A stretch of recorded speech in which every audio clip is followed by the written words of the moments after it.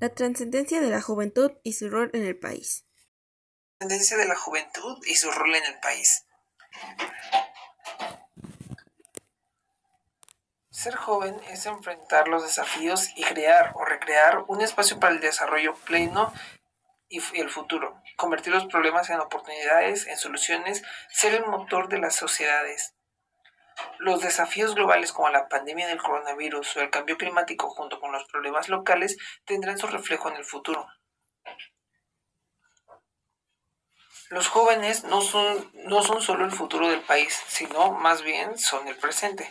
Mucho de lo que ellos pueden hacer por el país en sus años adultos dependerá de lo que piensan, sientan o hagan el día de hoy.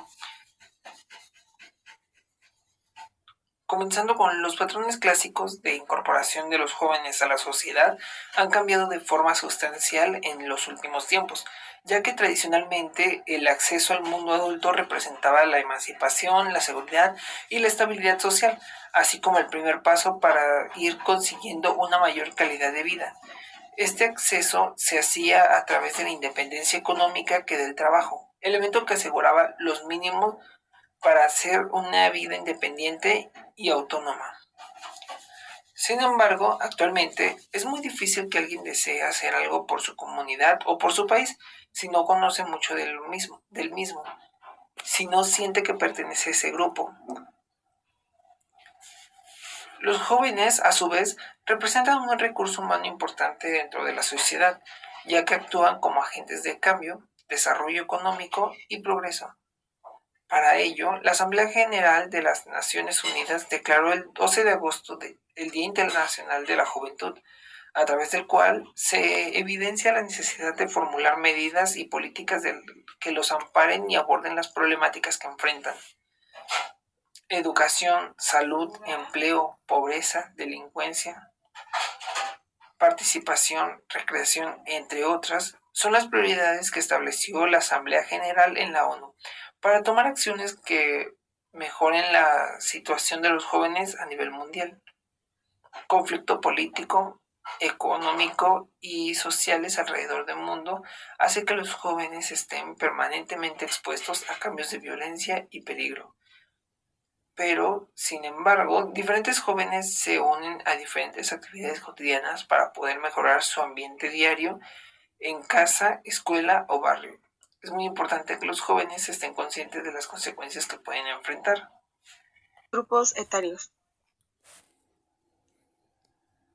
¿Qué son los grupos etarios? Se refiere a la forma en que actúan y se identifican los grupos humanos que se encuentran en una misma categoría de edades. Cuando mencionamos esta palabra, estamos haciendo referencia a personas o animales que tienen entre una mínima y máxima cantidad de años.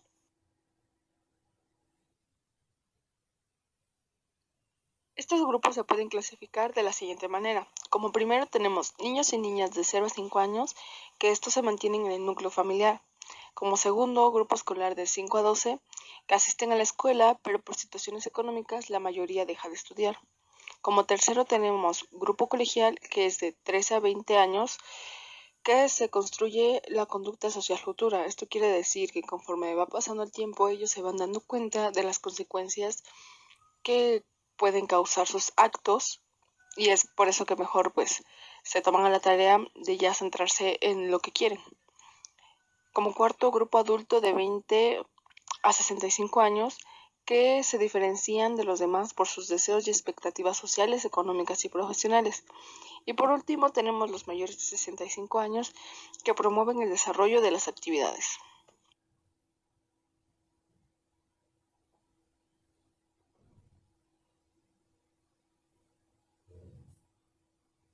En Puebla podemos observar que hay cierta cantidad de grupos etarios.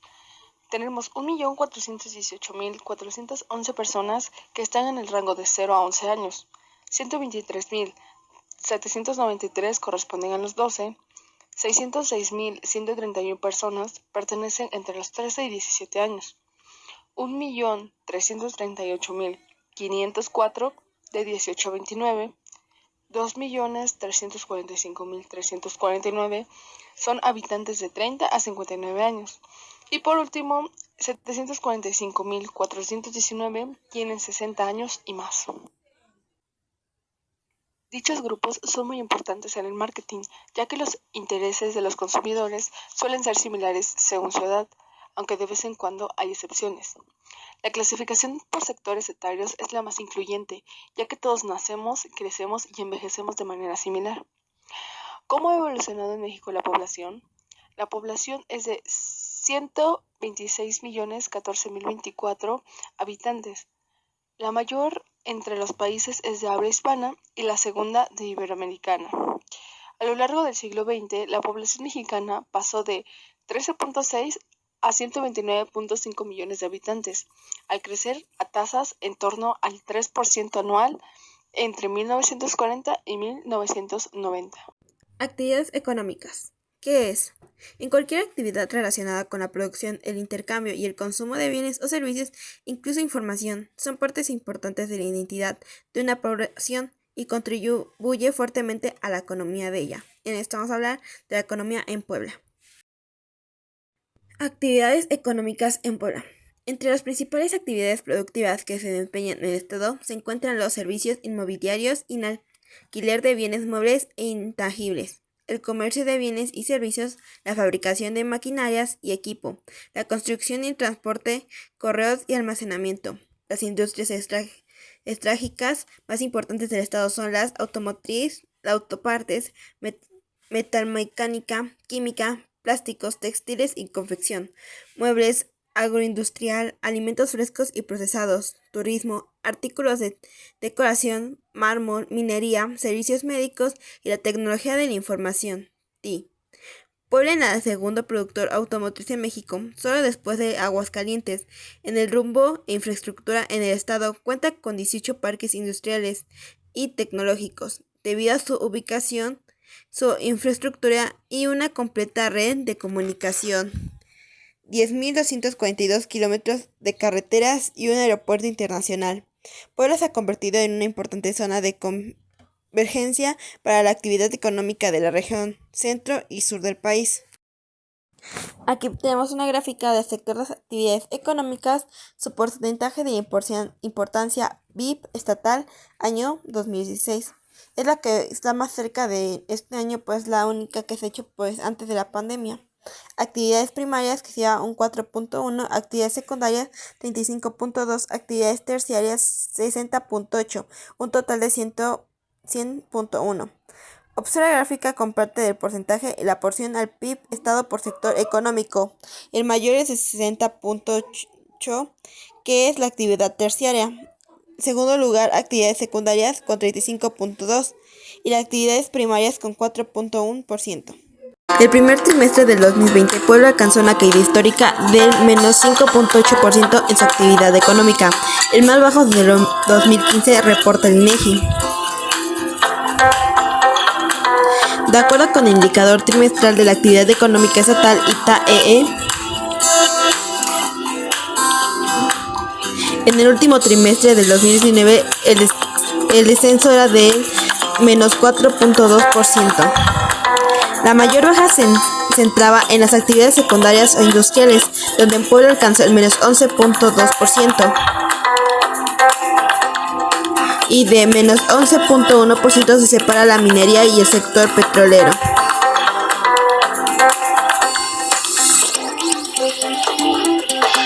Mientras que en el sector terciario o de servicios la caída de Puebla es de menos 1.2%. Los grupos étnicos en Puebla. El estado de Puebla es el hogar de 7 diferentes etnias que a pesar de todo siguen muy presentes en nuestra sociedad actual. Estos son la base de nuestra existencia, que nos recuerda una vez nuestro pasado prehispánico y el recorrido de nuestra sociedad que ha vivido desde hace años. Según evidencias arqueológicas, la región de Puebla en el Valle de Tehuacán fue el lugar en donde se asentaron los primeros seres humanos en el territorio de México. En Puebla se presentan los siguientes grupos: nahuas, totonacos, tepehuas, otomí, mixtecos y popolacos. Son las poblaciones indígenas ubicadas en 7 regiones diferentes de Puebla, lo que lo convierte en el quinto estado con mayor población de indígenas en el país, donde habitan a cerca de 1.094.000 personas indígenas. Mixtecos, uno de los más modernos grupos étnicos de Puebla. Los nahuas es uno de los más numerosos. Otomí fue una de las primeras culturas complejas en la región de Mesoamericana.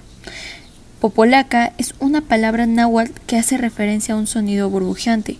Los náhuatl la empleaban para connotar aquellas lenguas que no entendían.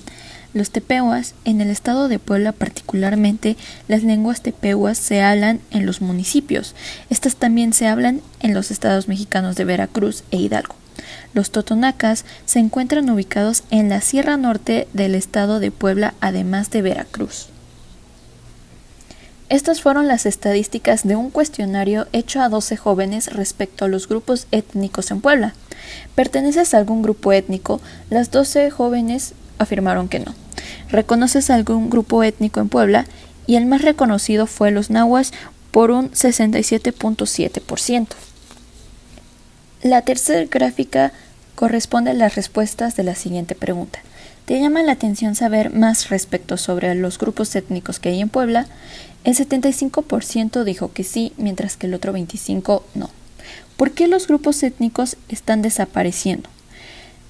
El 16.7% dijo que por desinterés de las personas, el otro 16.7% por la falta de cultura en las personas, el otro 16% por las personas que no lo ven necesario para crecer en ámbitos laborales y el otro 50% dijo que por todas las anteriores. En Puebla, 12 de cada 100 personas mayores de 5 años hablan lengua indígena en donde ellas no hablan español. Esto corresponde a cerca del 12% de la población que transformaría su cultura si desapareciera su lengua materna. Van transformando, se van enriqueciendo con otras, pero al mismo tiempo, si el número de hablantes se va reduciendo, si no son lenguas escritas, pues también se van perdiendo. La migración, presiones culturales, económicas y el desarrollo de la tecnología son factores que contribuyen a que las lenguas del náhuatl sean latentes en su desaparición. Otro hablante nativo de náhuatl tiene la oportunidad de utilizar su lengua materna únicamente en un ámbito restringido. Aprendí el español para comunicar a los nietos, ya no los hablamos. Ya así en mexicano ya no los hablamos. Al igual que doña Pascuala, miles de familias indígenas están perdiendo el legado de su idioma. Sí, mi lengua es muy bonita y yo quiero que siga que nunca pierda y que siempre los niños que siempre pues también hablen en náhuatl, pero ya no quieren. En la escuela nos regañaban por no aprender el español. Personas sin ningún contacto con la lengua indígenas pueden ayudar a conservarlas incentivando el uso de las mismas y el respeto a esas culturas que se expresan en un idioma diferente. En primer lugar es un reconocimiento, un respeto básico, no hablar de dialectos porque no son dialectos, son lenguas.